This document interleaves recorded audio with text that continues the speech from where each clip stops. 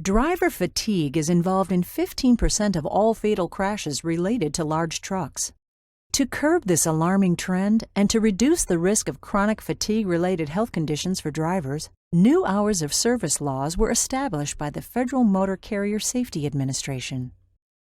Limits for the length of shifts, explicit rest requirements, and additional rules for restarts and record keeping were adopted in 2011 to prevent a serious injury or fatality to you or anyone else on the road. The purpose of this training is to help master the hours of service rules and to understand why they are so critically important.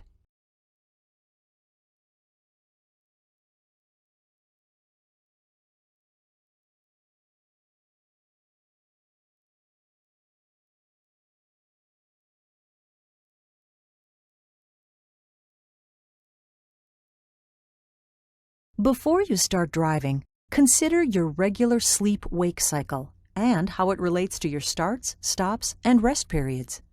The typical sleep-wake cycle for most people looks approximately like this. The blue line illustrates the individual's drowsiness, which increases during the afternoon and again overnight. These periods are known as sleep gates. While the exact schedule may vary depending on the driver, this curve is commonly found over a 24-hour period. Most driving shifts occur during one of the sleep gates. For example, during a 6 a.m. to 6 p.m. shift, the area of concern for fatigue is in the middle of the afternoon, and during a 6 p.m. to 6 a.m. shift, the area of concern for fatigue is very high between 10 p.m. and 6 a.m. Driving through sleep gates, especially the overnight sleep gate, increases the chances of a fatigue-related accident. Driving drowsy impairs your ability to drive safely by increasing the time to recognize a hazard, increasing your reaction time to avoid the hazard, and limiting your ability to make good decisions when trying to avoid the hazard. Signs that you are drowsy include staring ahead, wandering thoughts, drifting in and out of your lane, having trouble focusing, persistent yawning, and nodding off. It is very important to have adequate rest between shifts to reduce fatigue-related accidents.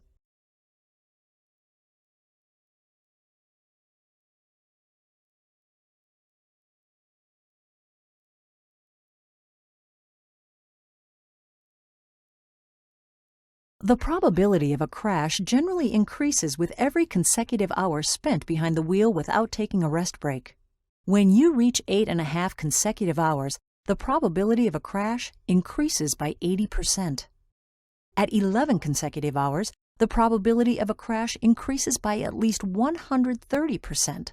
And if you drive more than 11 consecutive hours during your overnight sleep gate, the probability of a crash increases to 240%. That's why taking time out for the required rest periods is so critically important. Studies have shown that a single rest break taken between the 3rd and 8th hour significantly reduces the risk of a crash.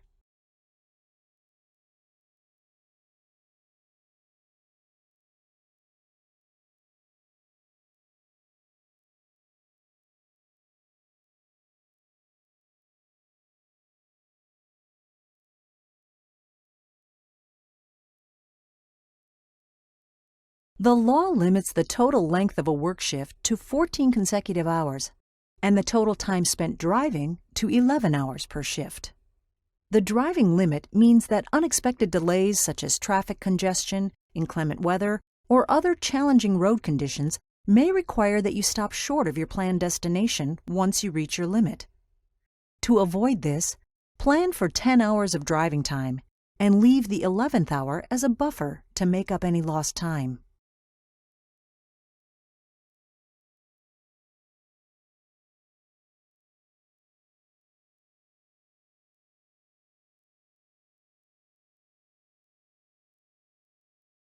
Note that rest breaks are not enforced for short-haul operations as defined by the FMCSA. In addition to the maximum allowed driving time of 11 hours, drivers cannot be on duty for more than 8 hours without taking a 30-minute break. When you take the break between the 4th and 8th hours after coming on duty, you may drive the remaining hours with no additional breaks. However, If the first rest break is before the 4th hour of your shift, another 30-minute break is required sometime within the last 8 hours of your driving time. No break is required if you are only driving for 8 hours. Keep in mind that rest breaks are considered to be off-duty time. When on extended trips, the sleeper berth provision allows you to get the rest needed to start a new on-duty period without leaving your vehicle. After spending 8 consecutive hours in your sleeper berth, plus an additional 2 consecutive off-duty hours, you may begin a new 14-hour shift. Remember that driver fatigue is one of the main threats to your safety during a long haul. For this reason, your shift and rest break planning must always consider factors such as your peak fatigue levels and the availability of rest stops with suitable parking.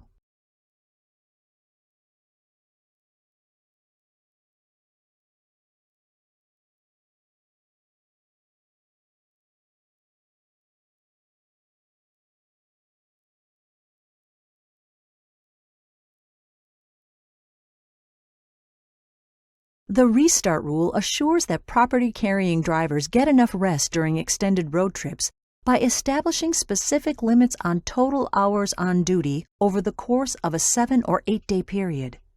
Depending on the number of days you operate, you will either follow the 60-hour rule or the 70-hour rule. Over a 7-day period, you may log a maximum of 60 hours on duty before taking a 34-hour rest period. At the end of the rest period, you may start a new duty period with your on-duty time at 0. Over an 8-day period, you may log a maximum of 70 hours on duty before taking the 34-hour rest period and resetting your on-duty time at 0. In either scenario, your rest time provides a critical opportunity to replenish much-needed energy to your body.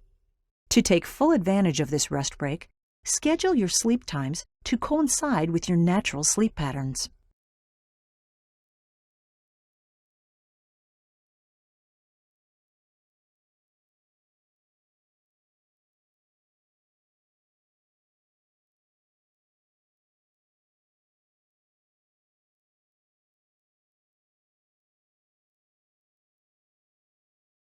To assure that drivers' hours of service comply with federal regulations, detailed record keeping is necessary. Whether by hand, electronic recording device, or mobile app, a driver must clearly document their activity within the driver's record of duty status, also called the driver's log.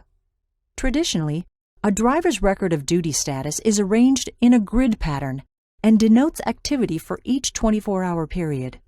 The grid contains rows representing the following statuses for each hour: off-duty, sleeper berth, driving, and on-duty but not driving. A remarks section provides space for additional mandatory information.